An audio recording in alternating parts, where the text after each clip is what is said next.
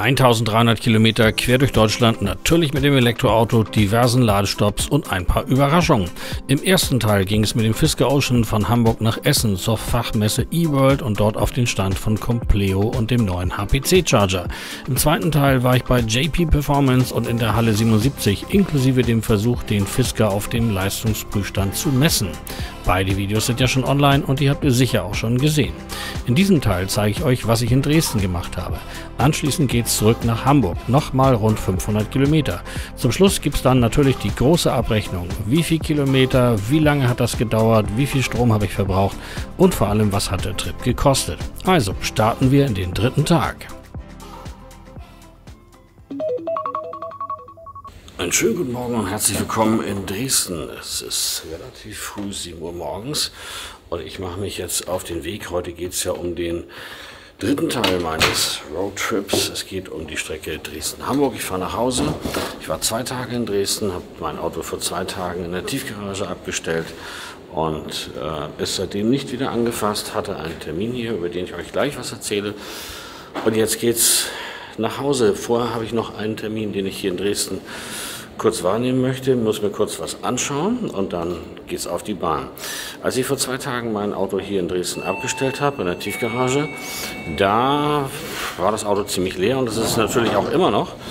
Und jetzt kommt der Moment, jetzt kommt der Moment, die Reise vorzubereiten. Und da höre ich von vielen Kritikern immer, ja, da muss man so lange warten, mit einem Elektroauto, bis man aufgeladen hat und so weiter. Nein, Standzeit ist Ladezeit oder steht er, dann lädt er und deshalb läuft das heute wie folgt ab. Um die Ecke vom Hotel gibt es tatsächlich einen Schnelllader, der ist hier gleich 3 Minuten um die Ecke. Ich fahre jetzt mein Auto aus der Hotelgarage raus, bevor ich zum Frühstück gehe, stelle es um die Ecke an diesen Schnelllader und während ich frühstücke, lädt mein Auto. Und wenn ich gefrühstückt habe, dann ist er voll und dann können wir losfahren. Das heißt also, ich muss am Ende nicht auf das Auto warten, sondern kann gleich auf die Bahn und mit einem nahezu vollen Akku dann auch die Reise beginnen.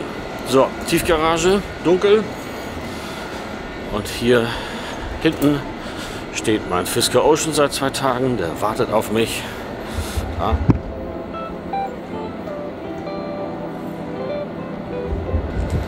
Und auf geht's erstmal zur Ladestation. Übrigens kann man sich bei vielen Hotels die Tickets der Parkgaragen so freischalten lassen, dass man auch wieder reinkommt, zum Beispiel für den ganzen Tag. Da kann man rausfahren, laden und den Wagen dann wieder in die Garage stellen. 15% Restreichweite oder State of Charge im Akku. Raus mit dem Ticket und gleich um die Ecke, seht ihr gleich, ist eine oder 2 Ladestationen der Dresdner Stadtwerke, HPC-Charger. Die übrigens am Ende, seht ihr in der Abrechnung, ungefähr den Preis wie eine Ionity-Ladesäule gekostet haben, zumindest mit meiner Maingau-Karte. Den richtigen Ladeanschluss auswählen, das gibt immer Ärger, wenn man den falschen wählt und man dann über Kreuz laden muss, ist unangenehm, muss nicht sein. Der vor mir hat nicht CCS geladen, sondern AC.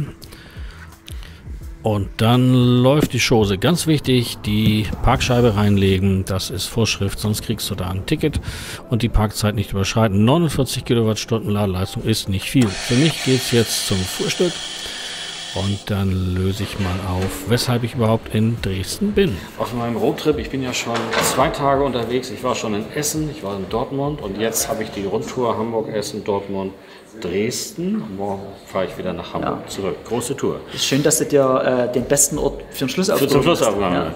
Ich bin nämlich hier in Dresden beim Evocation Steuerklasse-Seminar und das haben meine Zuschauer mal angedeutet, dass ich nebenbei einen Lehrgangkurs gemacht habe und heute ist die Abschlussprüfung. Hier ist mein Abschlusszertifikat aus der Evocation Steuerklasse mit Martin Richter. Martin, das war ein ganz klasse Tag heute.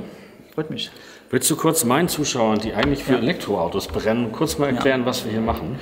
Ja, die Steuerklasse ist ein Ausbildungsprogramm, wo Immobilieninvestoren und Unternehmer lernen, wie sie ihre Steuern selber in die Hand nehmen und auf welche Möglichkeiten sie eventuell ihren Steuerberater hinweisen können oder was sie selber auch umsetzen können im Rahmen eines teilweise digitalen und teilweise persönlichen Ausbildungsprogrammen. Und dann haben wir quasi die letzten 4 Monate miteinander verbracht, über verschiedene Online, genau. Touchpoints, Webinare, Kurse. Der Oliver hat den Videokurs durchgearbeitet und am Ende dieses Programms steht eine Steuerstrategie für jeden Teilnehmer und die wird hier in kleiner Runde mit anderen Teilnehmern besprochen. Und ich würde sagen, der Oliver hat seine Sache ziemlich gut gemacht. Er hat heute krass Steuern gespart nochmal. Das geht ja jetzt dann los als Unternehmer. Ja. Schauen wir mal. Also es war sehr, sehr aufschlussreich, kann ich nur empfehlen. Immocation, wenn man YouTube guckt, kommt man im Moment an Immocation nicht dran vorbei. Ne? Nee, kommt man nicht. Nee, kommt man nicht. Andauernd sehe ich Marco und Stefan und dich auch. Ja. Und die anderen Coaches, also schaut es euch mal an, wer sich für Immobilien interessiert oder für das Thema Steuern, ist deine Steuerklasse richtig aufgehoben. Richtig, danke. Kannst du nur empfehlen. Danke dir, Martin. Es war sehr ein sehr erfolgreicher Tag. Ja. Und das war ganz klasse. Immocation Steuerklasse. So, nach dem kurzen Frühstück geht es zurück zum Auto. Nein, nicht zum iX, das ist nicht meiner. Schönes Auto, sondern hier zum Fisker Ocean. Ich habe jetzt ungefähr 50% nur. Das liegt daran, weil erstens der Akku kalt ist, dann kriegst du nicht die volle Ladeleistung. Und zweitens habe ich nicht so viel Zeit. Ich könnte jetzt noch eine Runde länger laden, aber ich muss los. Und die Zeit habe ich nicht. Insofern muss ich jetzt leider das Laden abbrechen. Und mal gucken, was haben wir hier geladen in der Zeit. Im Frühstück 52%. Ja, ist das so. Damit geht es jetzt erstmal zu meinem Termin nach Dresden und dann geht es auf die Bahn.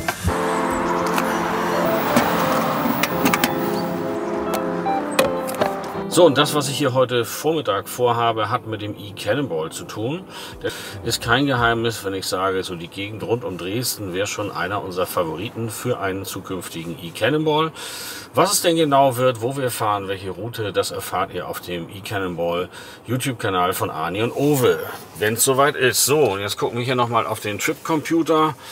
Der 3. Tag unserer Tourfahrten. Insgesamt bin ich schon 790 Kilometer unterwegs mit 210 Kilowattstunden Verbrauch. Das ist irgendwas unter 30, habe ich glaube ich ausgerechnet, wenn ich das richtig weiß. Muss es nochmal machen. Das können wir ja mal eben hier tun. So, Face ID, Taschenrechner.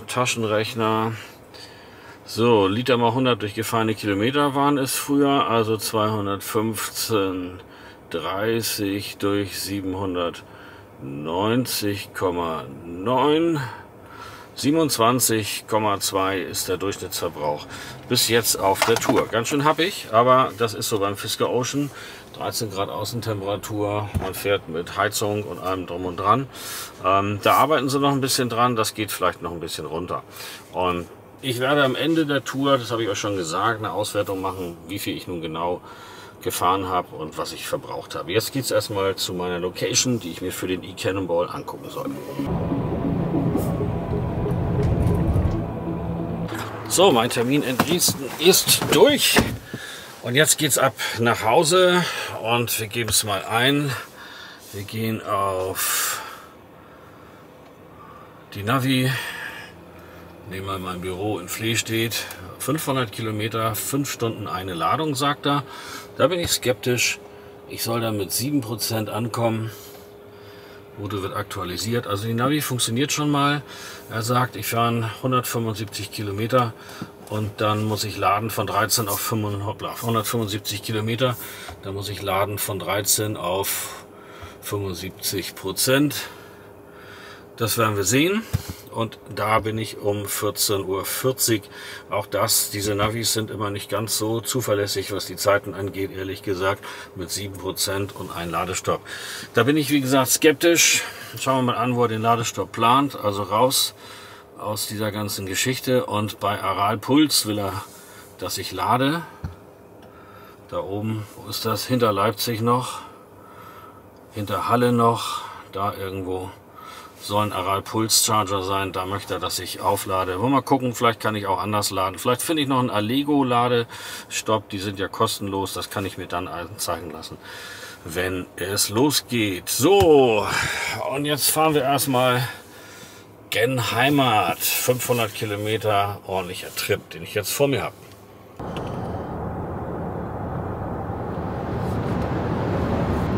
Und auch auf dieser Strecke nochmal 2, 3 Worte zu einer möglichen Strategie, wie man so eine Langstrecke beim Elektroauto gut hinkriegt.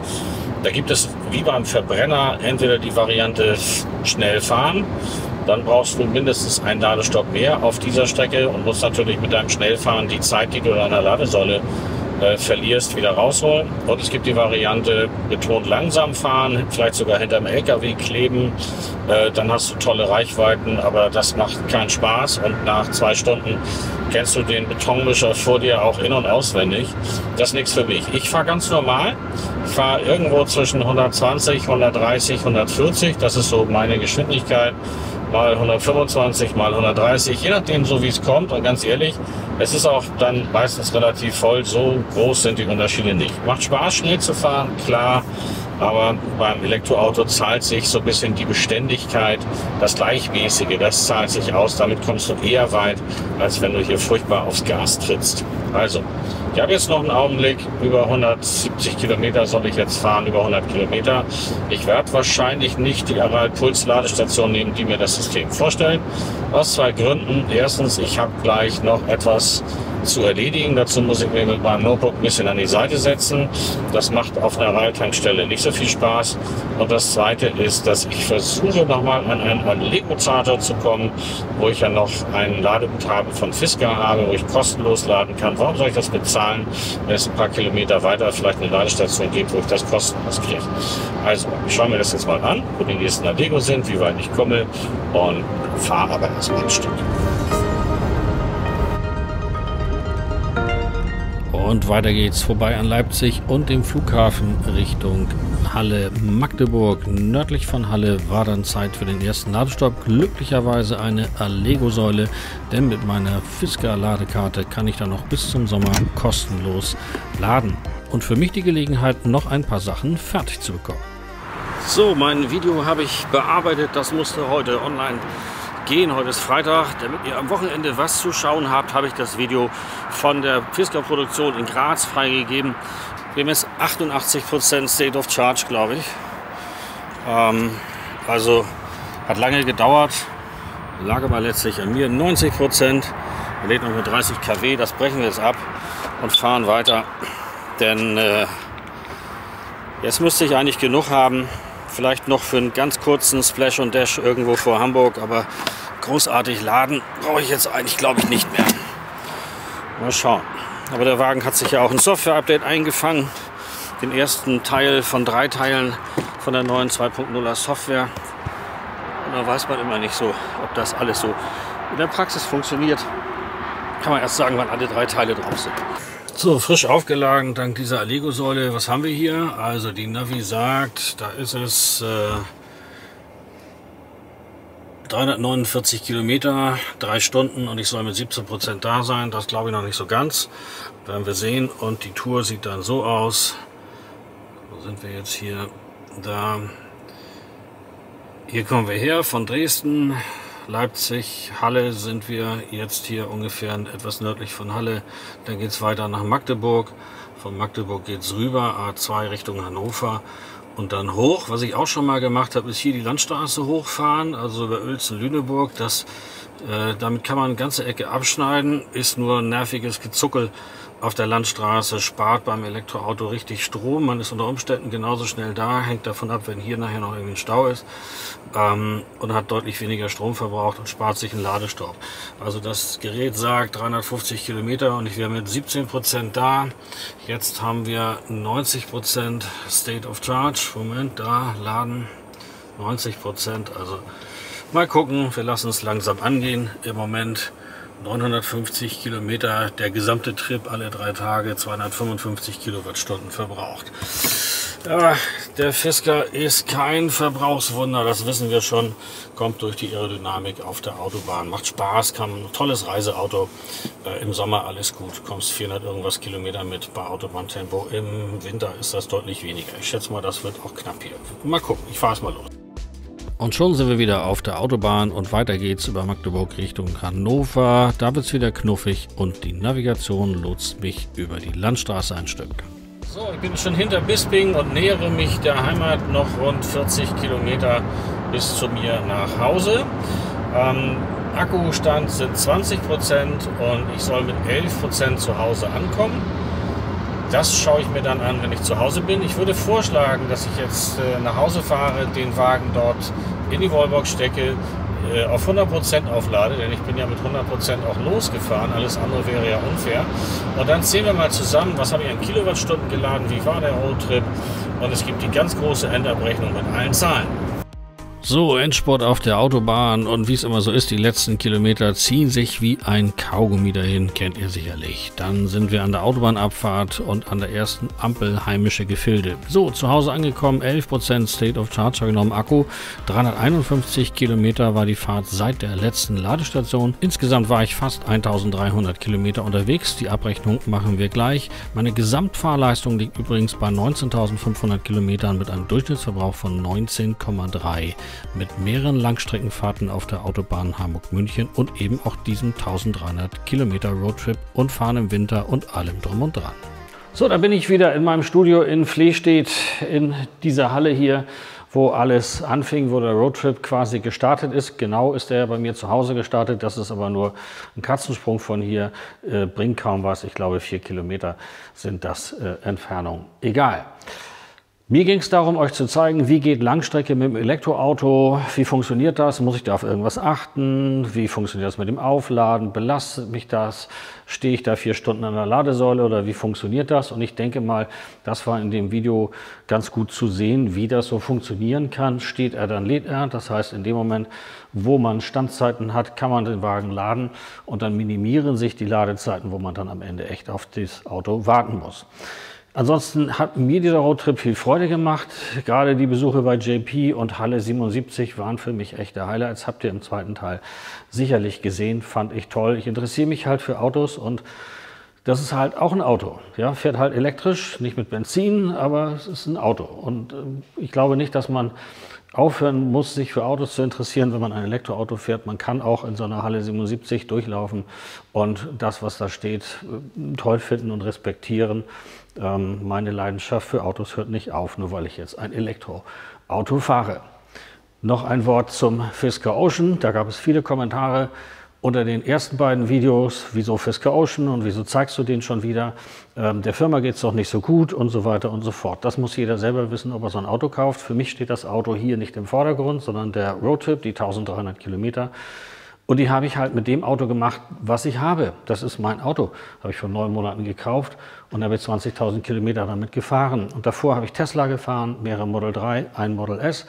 Und so gibt es auf meinem Kanal auch Roadtrip-Videos mit dem Tesla. Ja, wir waren in Norditalien mit dem Tesla Model S. Gibt es mehrere Teile, die ihr euch da angucken könnt. Ich kann es ja nur mit dem Auto machen, das ich habe und das ich genau dafür angeschafft habe. Insofern, früher war es ein Tesla in den vorherigen Videos, jetzt ist es halt mal ein Fisker. Wer weiß, was es irgendwann in der Zukunft in den nächsten Videos sein wird. So, jetzt noch die Zahlen, die wollt ihr wissen. Was habe ich verbraucht, wie lange hat das gedauert und so weiter und so fort. Ein Hinweis an diejenigen, die kein Elektroauto fahren. Ihr müsst nicht nach jeder Tour gleich eine Excel-Tabelle machen und das alles ausrechnen. Elektroauto fahren ist super einfach. Rein, Stecker, reinsteigen, losfahren. Und wenn irgendwo er sagt, wie beim Tank, nur noch Viertel voll, dann könnt ihr an eine Ladesäule fahren, ein bisschen laden, dann fahrt ihr weiter. Das ist echt kein Hexenwerk oder keine Raketenwissenschaft, mit einem Elektroauto eine längere Strecke zu fahren. Vielleicht dauert es etwas länger, das werden wir gleich sehen. Aber es ist super angenehm und super komfortabel und macht jede Menge Spaß. Und man sieht auch ein paar neue Ecken, die man vorher nicht gesehen hat, wenn man für eine Ladesäule raus muss oder ähnliches. An einer Stelle, wo man vorher nie rausgefahren ist. Ich habe da schon vieles entdeckt und viele Ecken entdeckt, wo ich heute immer wieder rausfahre. Gastronomische Geschichten, Restaurants, wo man mal einen Happen essen kann, während man lädt. Das ist ja sonst mit den Burgerbratern immer so ein Thema. So, jetzt gehen wir an meinen Rechner und gehen mal die Zahlen durch. So, jetzt bin ich am Rechner angekommen und gehe mit euch mal die Zahlen durch und blende euch das mal ein. Ich habe das auf ein Excel-Sheet eigentlich alles draufgepackt, was es so an Daten gibt. Die Daten habe ich aus den Abrechnungen, aus dem Auto und aus der Kamera Meine Kamera hat ja Zeitstempel auf den Aufnahmen, da kann man dann genau sehen, wann habe ich welche Aufnahme, wann habe ich was gefilmt, wann war was. Hier in dem oberen Bereich habe ich die Fahrdaten, also die reinen Kilometerdaten mal zusammengetragen. Hier ist der Bereich Aufladen und hier sind 3 einzelne Betrachtungen, die ich gleich einzeln kurz erläutern will. Ich lasse das aber so stehen, das kann ja jeder dann sich das selber anschauen, was er braucht. Hier oben die 3 Autobahnfahrten habe ich gelb markiert, so wie diese hier und diese beiden hier. Das ist ja das eigentliche, worum es geht. Wenn ich hier irgendwo mal 12 Kilometer in Dortmund gefahren bin, hier 12,9 Kilometer, dann macht das den Kohl nicht fett. Die beiden Autobahnfahrten hier, die Anfahrt von Hamburg nach Essen, 10 Uhr losgefahren, 14:45 Uhr angekommen, sind 4 Stunden 40, 352,4 Kilometer gefahren. Das Auto sagt 98,7 Kilowattstunden verbraucht, ergibt einen Durchschnittsverbrauch von 28,1 und eine Durchschnittsgeschwindigkeit von 75,5. So sagt er das hier. So, dann haben wir hier den Trip nach Dresden mit der Vollsperrung, die da richtig ins Kontor gehauen hat. Und dann der Trip nach Hause mit einer Durchschnittsgeschwindigkeit von 83 inklusive einem Ladestopp wohlgemerkt. Also gar nicht so schlecht. Zu den Durchschnittsgeschwindigkeiten komme ich gleich. Dann haben wir das Thema Aufladen, Tesla, Notteln, Allego Dortmund und so weiter und so fort. Die Ladestopps habt ihr in den Videos gesehen. Das sind die Kilowattstunden, die ich da jeweils geladen habe. 40, 69, 88 und so weiter. Zu Hause habe ich das Auto natürlich auch nochmal aufgeladen, denn ich bin ja mit einem vollen Akku losgefahren, also muss ich das Auto ja auch voll wieder in die Garage stellen, wenn ich das bewerten will. Da sind es 106 Kilowattstunden geworden. Der Akku vom Fisker ist ja 112, 113 Kilowattstunden brutto groß. Und insofern könnt ihr sehen, der war ziemlich leer, als ich den in die Garage gestellt habe. Und das ist auch der Vorteil beim Elektroauto, der lädt dann halt nachts, wenn du schläfst. Und das Ganze hat 10 Stunden gedauert, was völlig Wumpe ist. Ich habe den abends da angesteckt und morgens war er voll. Also in den 10 Stunden habe ich was anderes gemacht, geschlafen, gegessen, Zeit mit meiner Familie verbracht. Das hat mich nicht wirklich belastet. Insofern habe ich hier die Zeiten, wo ich wirklich auf das Auto gewartet habe, euch mal daneben geschrieben. Also insgesamt waren das 14 Stunden Ladezeit, aber die Zeit mit den 10 Stunden zu Hause alleine, aber die Zeit, die ich auf der Autobahn praktisch zwischenladen musste, waren 1 Stunde 54 Minuten, also rund 2 Stunden. Die Kosten habe ich euch auch aufgeschrieben. Hier sind die Kilowattstundenpreise, die wir da hatten, 48 Cent bei Tesla, obwohl er da was anderes in der App angezeigt hat. Ich habe mittlerweile ja die Abrechnungen alle bekommen. Insofern ist das zu diesem Preis abgerechnet worden. Zweimal 75 Cent, zweimal 0 Cent und zu Hause habe ich mal mit 40 Cent gerechnet, ist so der Preis von der Strompreisbremse. Mittlerweile sind die Strompreise ja wieder gefallen. Es gibt deutlich günstiger als 40 Cent Stromverträge abzuschließen, aber ich habe jetzt einfach mal mit 40 gerechnet, dafür ist hier oben dann auch eine 0 drin. So, ich habe also 407 Kilowattstunden verbraucht im Wert von 143 Euro und habe insgesamt 14 Stunden aufgeladen, wobei nur 1 Stunde 54 Minuten, also 2 dafür für mich ins Gewicht fallen. Die Strecke, wenn ich die Strecke nochmal ausrechne, 1296,7 Kilometer gefahren. Laut Bordcomputer habe ich 338,6 Kilowattstunden verbraucht. Das ergibt einen Durchschnittsverbrauch von 26,11 Kilowattstunden. Aber wenn ich die 407 Kilowattstunden, die ich hier oben ja ausgerechnet habe, als Verbrauch annehme, dann ergibt sich 31,4. Und 17% Differenz. Entweder ist der Bordcomputer von dem Fisker noch nicht ganz auf Zack, das Gefühl habe ich so, weil in dem Software-Update 2.0 ist der zum Teil wieder raus, der Bordcomputer, da muss es irgendeinen Fehler drin geben. Insofern rechnet der vielleicht nicht ganz richtig, ich weiß es nicht. Das ist die Angabe mit Ladeverlusten und das ist aber auch etwas, wo sich viele Elektroautofahrer reich rechnen. Die gucken dann auf ihren Bordcomputer und sagen, oh, meiner verbraucht nur dieses, das oder jenes, aber geladen wird dann was anderes. Also wenn man echt rechnet mit dem, was durch das Kabel ins Auto fließt, sind es 407 Kilowattstunden, die da verbraten worden sind, 31,4 auf 100 Kilometer. Kein Sparwunder. Der Fisker Ocean. Das geht deutlich sparsamer, das geht mit kurz über 20 Kilowattstunden. Also ziemlich locker mit anderen Autos. So, dann haben wir den reinen Autobahnanteil, habe ich hier nochmal aufgeführt. Das sind also nur 1242 Kilometer, die ich an der Autobahn gefahren bin, in 17,17 Stunden. Das würde einen Durchschnitt ergeben von 70 Stundenkilometer. Die Ladezeiten habe ich euch hier aufgelistet. Das sind rund 2 Stunden. Ich habe aber noch 2 Stops gemacht, die da nicht drauf sind. Nämlich einen, um euch im ersten Teil das mit den Restaurants zu filmen, wo man während der Fahrt gucken kann, wo ist die nächste Ladesäule, wo ist das nächste Restaurant. Und dann habe ich noch einen Stopp gemacht auf der Fahrt zwischen Hamburg-Dresden, wo ich einmal die sanitären Anlagen benutzt habe und mir einen Kaffee gekauft habe und auch ein bisschen warten musste, bis ich da dran kam. Also rechne ich mal mit 2 Stunden 15. Habe ich jetzt also etwas mehr als eine Viertelstunde drauf gegeben für die 2 Pausen, die ich da gemacht habe. Dann komme ich auf ungefähr 80 Stundenkilometer Durchschnittsgeschwindigkeit. Die Kosten sind hier nochmal drauf. Hoppala. So, also 1296 Kilometer gefahren, 143,22 Euro an Strom verballert, sind 11,04 Euro pro 100 Kilometer gerechnet. Wenn ich das mit einem Benzinpreis rechne von 1,75, 1,80 Diesel, Benzin, je nachdem, liege ich so bei rund 6 Liter, die ich für das Geld hätte kriegen können. Das heißt also im Prinzip, mit dem Diesel 6 Liter, wenn das ein SUV ist, so wie meiner, mit Winterrädern und so weiter, könnte möglich sein, dass man da auch mit 6 Litern auskommt, wenn man die Geschwindigkeiten fährt. Das kann ich mir schon vorstellen. Beim Benziner glaube ich nicht ganz, bist du eher bei 8, aber insgesamt ist das so, geht sich das so aus. So, das sind die Zahlen vom Roadtrip. Was sagt ihr dazu? Also mir ist dabei Folgendes aufgefallen. Erstens, der Fisker Ocean ist nicht besonders sparsam auf der Autobahn. Man kann dieses Auto wirklich recht sparsam fahren. Man kann ihn mit Verbräuchen von unter 20 oder um und bei 20 Kilowattstunden fahren, ist kein Thema.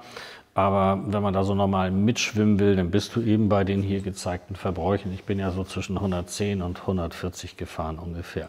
Zu den Bedingungen, es war teilweise recht kühl. Es waren so 8 Grad meistens, manchmal 10, auch mal 13, 14, aber sehr, sehr unterschiedliche klimatische Bedingungen. Das ist ein 4,70 Meter SUV mit 2,3 Tonnen Leergewicht, der auf Winterrädern steht. Das müsste man dann auch noch so ein bisschen im Hinterkopf behalten. Trotzdem, wenn man die Tour macht mit einem Tesla Model Y oder so, dann verbrauchst du deutlich weniger. Und insofern sieht die Rechnung dann am Ende noch wieder ganz anders aus. Noch etwas positiver für das Elektroauto. Geld sparen mit dem Elektroauto, das wird immer so gesagt, das Elektroauto ist billiger. An diesem Roadtrip hat man gesehen, dass das, ja, man kann sich das schön rechnen. Ich sag mal, für mich ist es ein totes Rennen. Nun verbraucht der Ocean relativ viel für ein Elektroauto. Geld sparen und deswegen Elektroauto fahren, ich glaube, die Zeit ist vorbei bei den heutigen Strompreisen, aber du zahlst halt nicht mehr als mit einem Verbrenner. Ja, also es ist eigentlich für mich mit den Zahlen jetzt ein totes Rennen. Du hast natürlich andere Vorteile, da gibt es keinen Motorölwechsel, keinen Auspuff, der gewechselt werden muss, die Bremsen halten länger, du darfst irgendwo kostenlos parken, wo du mit dem Benziner oder Diesel sonst Parkgebühr zahlen müsstest und so Kfz-Steuer und so addieren sich diese vielen kleinen Vorteile, die das E-Auto am Ende billiger machen. Aber ich fahre E-Auto einfach für mich, weil es geiler fährt. So muss ich es einfach mal sagen. Ich mag das Fahrgefühl in dem E-Auto einsteigen, losfahren, keine Gänge haben, wie beim Autoscooter, nur das Gaspedal runterdrücken und es geht los. Macht schon jede Menge Spaß. Und genauso kann ich ein Elektroauto grundsätzlich auch empfehlen. Und wie gesagt, mit anderen Modellen sind auch sparsamere Fahrten möglich. Dann passt vielleicht auch die finanzielle Kalkulation da etwas besser. Wie sind eure Erfahrungen Langstrecke mit dem Elektroauto? Ich hoffe, ich konnte einen schönen Einblick für euch geben, wie sowas aussieht. Und ihr habt Spaß gehabt, diese dreiteilige Videoreihe zu sehen. Wenn ihr da Bock drauf habt, mehr sowas, dann schreibt mir doch. Habt ihr Ideen dafür? Ich bin Oliver von 163 Grad und gerne tauschen wir uns hier unten aus zu den Zahlen, zum Fisker Ocean oder zu dem Roadtrip oder zu was auch immer. Und bleibt dran, bis zum nächsten Video. Wer Bock hat, abonniert und Glocke, das kennt ihr alles. Ich bin Oliver von 163 Grad und wir sehen uns im nächsten Video.